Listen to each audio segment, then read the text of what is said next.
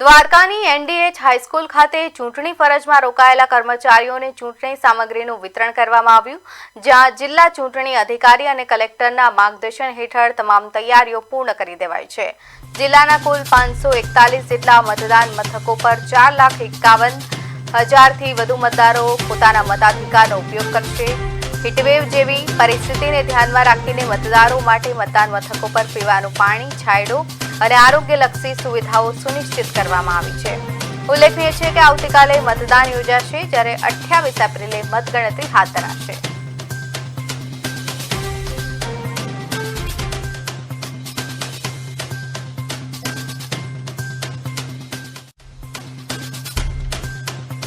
આવતીકાલે 26મી એપ્રિલ 2026ના રોજ દેવભૂમિ દ્વારકા જિલ્લામાં જિલ્લા પંચાયતની તમામ સીટો માટે સમગ્ર જિલ્લામાં મતદાન થઈ રહ્યું છે।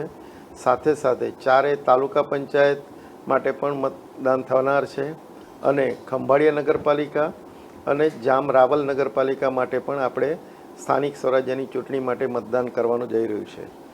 ગરમીના દિવસો છે, ગરમી પડવાની શક્યતા પણ હવામાન ખાતાની આગાહી છે।